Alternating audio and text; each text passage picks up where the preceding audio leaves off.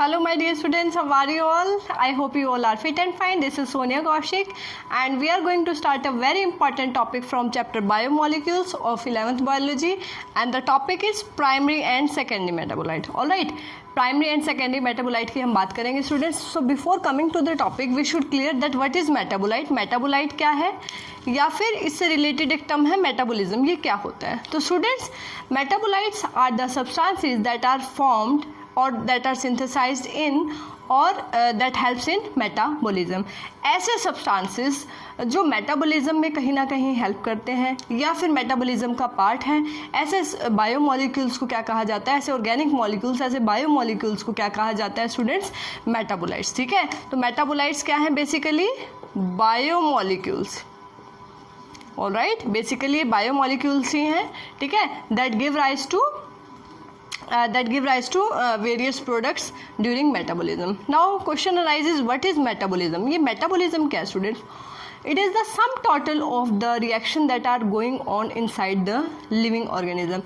Living organisms की, whether they are plant, whether they are animal, whether they are microbes, whatever the reaction going on in their body, that reactions are called metabolic reaction and the state is called metabolism. ठीक है, तो metabolism क्या है? All the reactions, or you can say sum total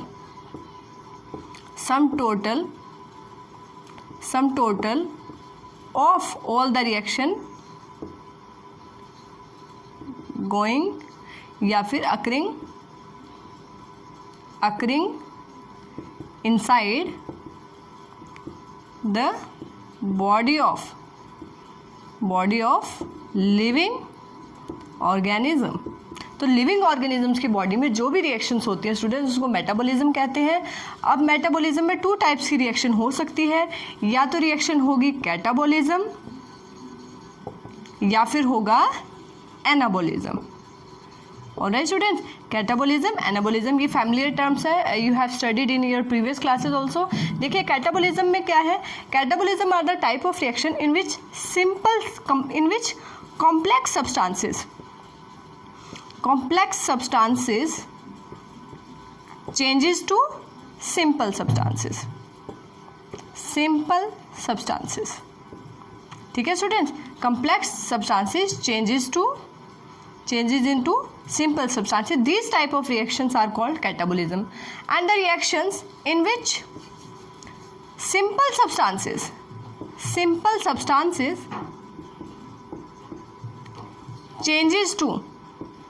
changes into complex substances.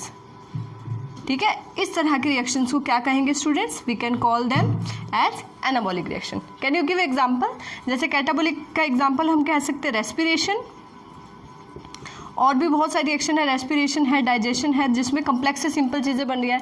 Anabolism में हम reaction ले सकते हैं जैसे फोटोसिंथेसिस. Students, photosynthesis में you can see that how the simple substances like water, carbon dioxide and sunlight and all the raw materials helps to form complex substances from simple substances. So this type of reaction is called anabolism. So the sum total of catabolic anabolic reaction occurring inside the living organism are called metabolism. अब metabolism में use होने वाले या metabolism के time में बनने वाले जो सब्सटेंस है, जो ऑर्गेनिक मॉलिक्यूल्स है, जो बायोमॉलिक्यूल्स है, that are called metabolites. Alright student, और मेटाबोलाइट्स की अगर हम बात करें तो मेटाबोलाइट्स सभी लिविंग ऑर्गेनिज्म के अंदर बनते हैं, whether they are plant, animal और माइक्रो ऑर्गेनिज्म. ठीक है, सो आज हम जो बेसिकली जो बात करें secondary metabolites, this topic is very very important.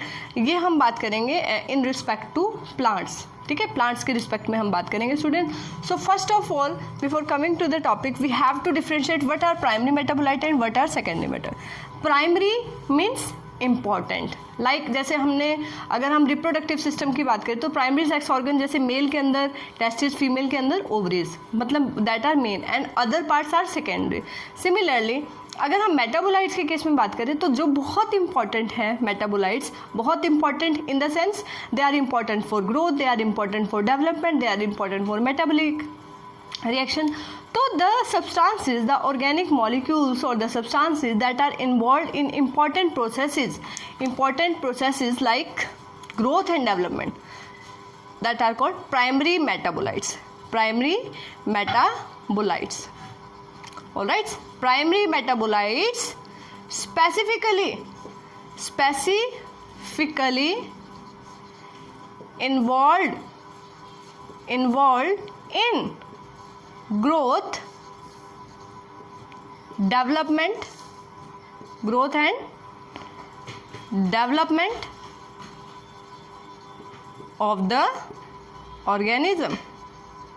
All right students, growth and development. इसके अलावा that may helpful in reproduction, that may helps in metabolic reaction.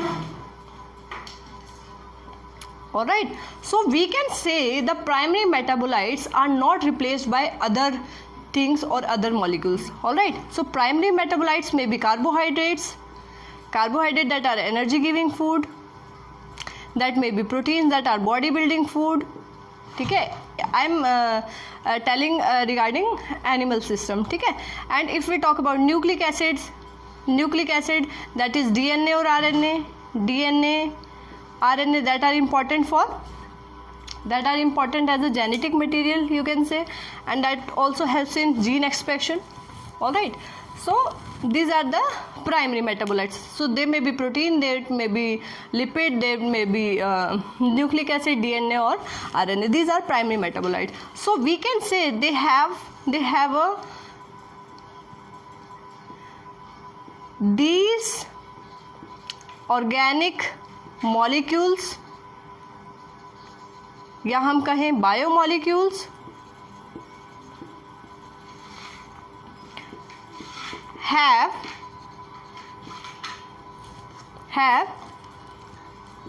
important functional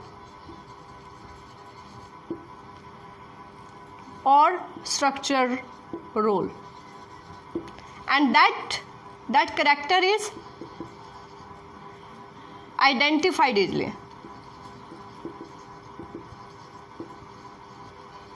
All right, if there is deficiency of all these primary metabolites, so that deficiency can be easily seen in the starved animal or plant. So these are primary metabolites. All right, so if we talk about primary metabolites, so these are synthesized by plants. अगर हम plants की बात करें, so these primary metabolites are synthesized by plants for their own growth and development, and that are used by the plant body itself. तो primary metabolite plant ने produce किया और खुद ही उसने use कर लिया, अगर हम plants के context में बात करें. सेकेंडरी मेटाबोलाइट्स की अगर हम बात करें स्टूडेंट्स, वेरी वेरी इंपॉर्टेंट, क्योंकि यहाँ से बहुत सारे क्वेश्चन आते हैं. Secondary metabolite topic is important. Why? Because this secondary metabolites are you can say various secondary metabolite that are produced by plants, that may be produced by plants, or you can say microbes and even some fungi. All right, so these are beneficial for human welfare.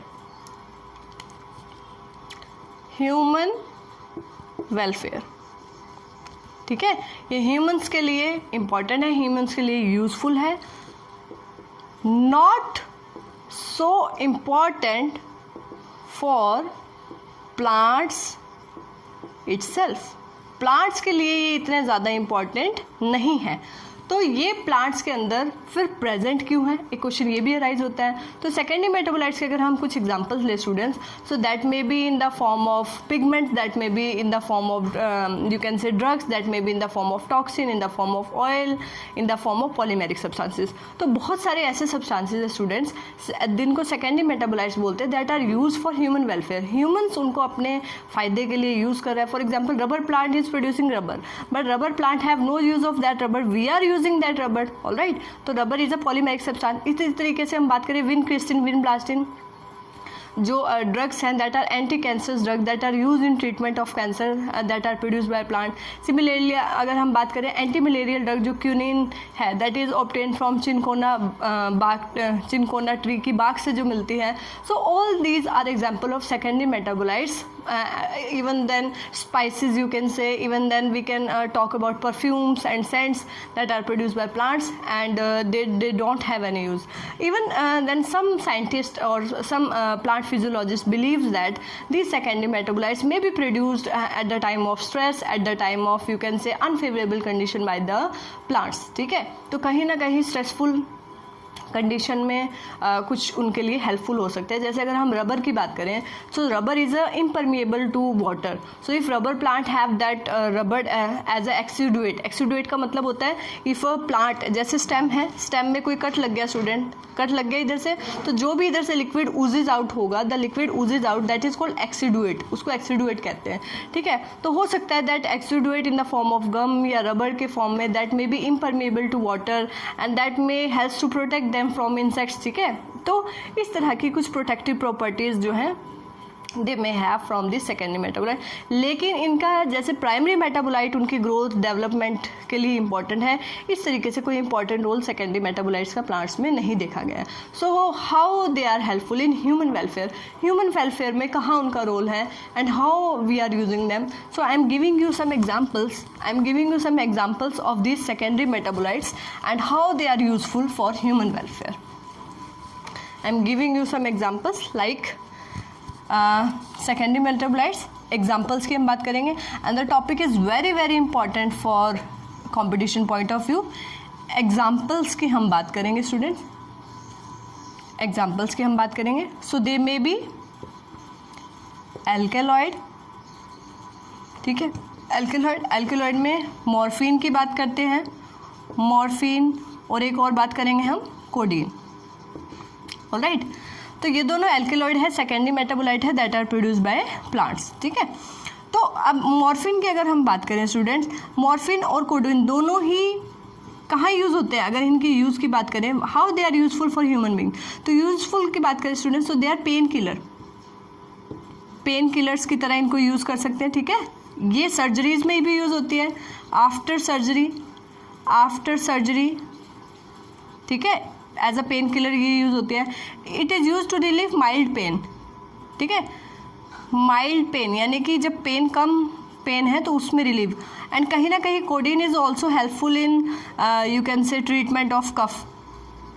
ठीक है, कफ treatment में भी ये जो है use होती है. So this is all about alkaloids. उसके बाद हम बात करते हैं स्टूडेंट पिगमेंट्स की. कुछ पिगमेंट्स हैं, आपने देखा होगा फ्लावर्स के कलरफुल फ्लावर्स है, रेड है, या हम बात करें पिंक है, वाइट है, different colours are there, yellow है. तो पिगमेंट्स की हम बात करेंगे, पिगमेंट्स कैसे हेल्पफुल हैं. तो एक हम पिगमेंट की बात करते हैं एंथोसियानिन की. ठीक है, एक पिगमेंट जो प्लांट्स के अंदर बड़ा प्रोमिनेंट है दैट इज़ कैरोटिनॉइड्स. कैरेट्स वगैरह में भी ये है, ऑरेंज रेडिश सा कलर है, एंथोसियानिन या कैरोटिनॉइड्स. तो स्टूडेंट्स कैरोटिनॉइड आपको पता है कहीं ना कहीं विटामिन ए का डेरिवेटिव है. ठीक है, vitamin A is very good for eyesight के लिए बड़ा अच्छा है. ठीक है, और अगर हम एंथोसियानिन की अगर हम बात करें स्टूडेंट्स, तो it have antioxidant property. Antioxidant है ये, एंटी इन्फ्लेमेटरी है, एंटी इन्फ्लेमेटरी. ठीक है, एंटीऑक्सीडेंट मीन्स जो भी फ्री रेडिकल्स हमारी बॉडी में प्रोड्यूस होते हैं तो उनको कॉप अप करने के लिए कहीं ना कहीं anthocyanin, this is also very good antioxidant. ये भी बहुत अच्छा एंटीऑक्सीडेंट है. ठीक है स्टूडेंट्स, एंड इसके अलावा ये एंटी इन्फ्लेमेटरी भी है.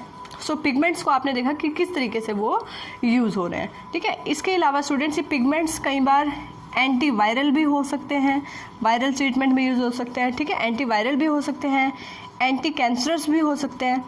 ठीक है, so you can see how useful this metabolites are. So now coming to next type of examples. अभी हमने देखा पिगमेंट्स किस तरीके से यूजफुल हैं. अब हम बात करें स्टूडेंट्स ऑयल की. ठीक है, एसेंशियल ऑयल की बात करेंगे. तो एक essential oil that is produced by plants as a secondary metabolite, so that is lemon grass oil. Alright,